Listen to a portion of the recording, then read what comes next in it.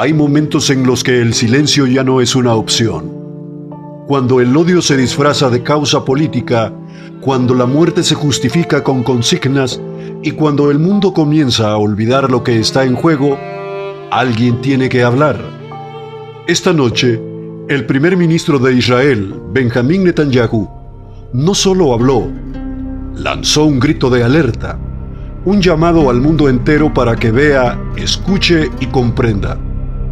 No se trata de Israel, se trata de la diferencia entre la civilización y la barbarie, entre la vida y la muerte. Este es su mensaje. Anoche en Washington ocurrió algo horrendo.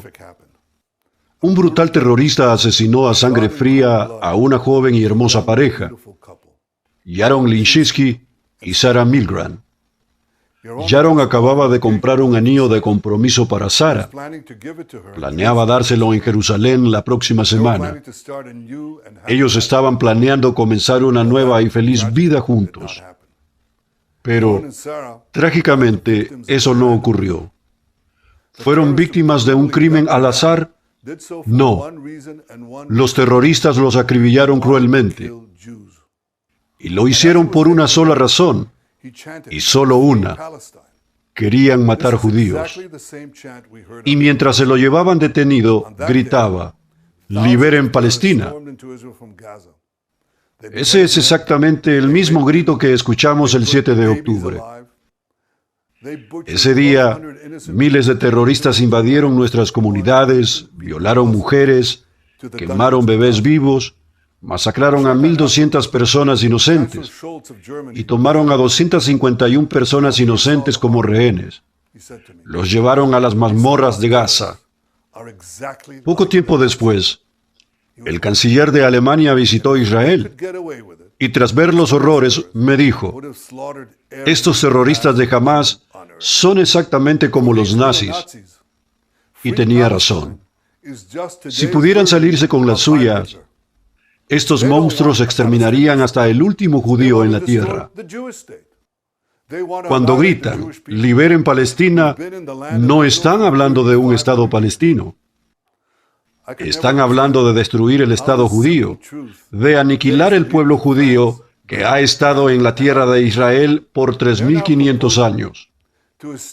Nunca he podido entender cómo esta verdad tan simple se le escapa a los líderes de Francia, de Irlanda, de Canadá y otros.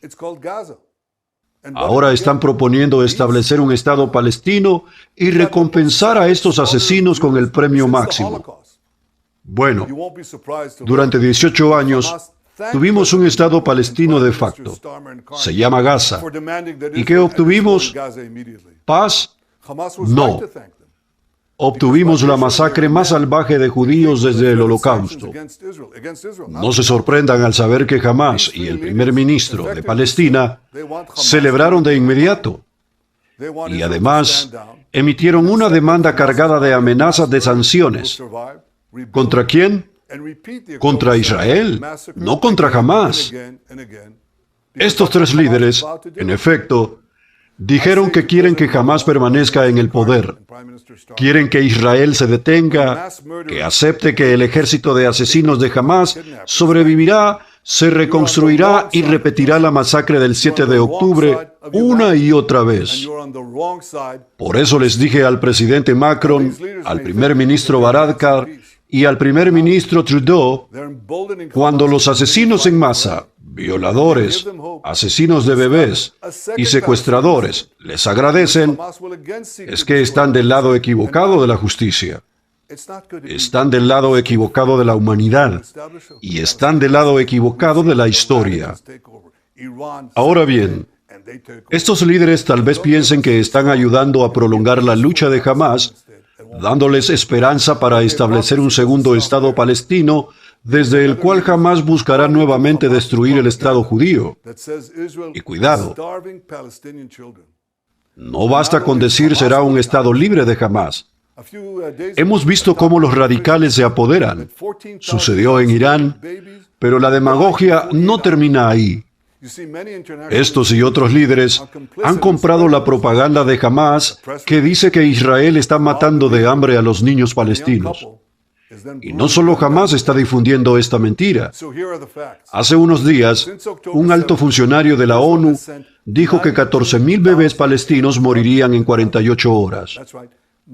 Muchos organismos internacionales y multitudes en el mundo le creyeron. Y luego, una joven pareja es brutalmente asesinada a tiros en Washington. Así que aquí están los hechos. Desde el 7 de octubre, Israel ha enviado 92.000 camiones a Gaza.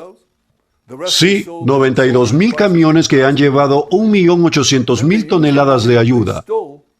1.8 millones de toneladas de ayuda. Suficiente para alimentar a toda la población de Gaza. ¿Y qué hizo Hamás? Tomó una gran parte para sí. El resto lo vendieron a precios exorbitantes a la población palestina. Y luego usaron ese dinero para reclutar nuevos terroristas y comenzaron su guerra contra Israel. Desde el principio, nuestro objetivo ha sido llevar comida a los civiles palestinos. Y lo haremos con nuestros aliados estadounidenses. ¿Qué hicimos para evitar que Hamás robe esta ayuda? Juntos desarrollamos un mecanismo para lograrlo. Empresas estadounidenses distribuirán la comida directamente a las familias palestinas. Estamos por completar la construcción de las primeras zonas de distribución en los próximos días. Nuestro objetivo final es tener grandes zonas seguras en el sur de Gaza. La población palestina se trasladará allí para su propia seguridad, mientras nosotros llevamos a cabo los combates en otras zonas. Allí podrán recibir ayuda humanitaria sin interferencia de Hamás. Mientras tanto, autorizamos el ingreso de camiones para atender necesidades inmediatas. Ningún ejército en el mundo ha hecho tanto para ayudar a una población civil en medio de un combate tan intenso. Hamás dispara a civiles palestinos que intentan huir hacia las zonas seguras y también bloquean la ayuda humanitaria destinada a su propio pueblo. En cuanto a los rehenes, haremos todo lo posible por liberarlos.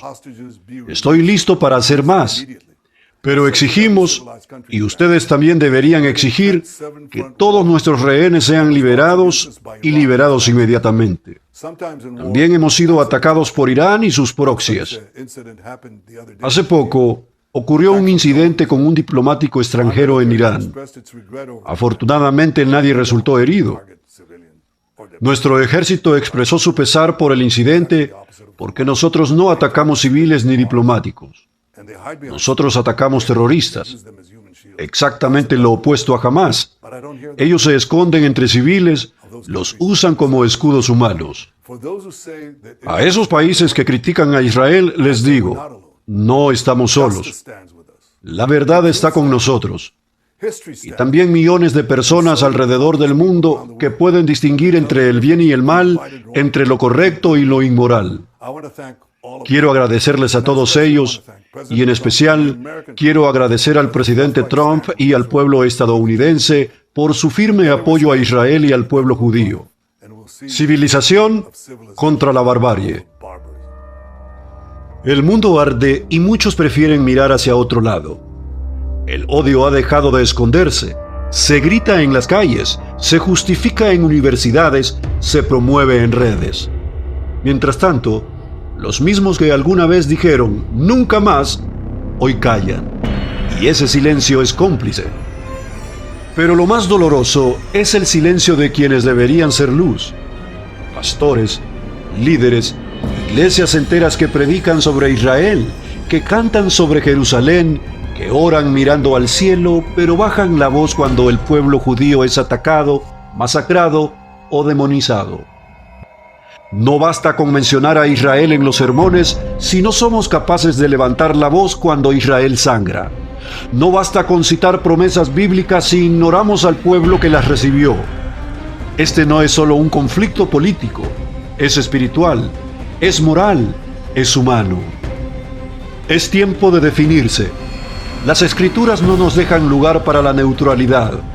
O estamos con la verdad o nos hacemos cómplices de la mentira. O estamos con la vida o toleramos la muerte. O estamos con el pueblo de Dios o nos volvemos parte de los que callan ante su dolor. Que las iglesias despierten, que los púlpitos hablen, que el amor por Israel no se quede en palabras vacías, sino que se exprese con valentía, con oración y con acción.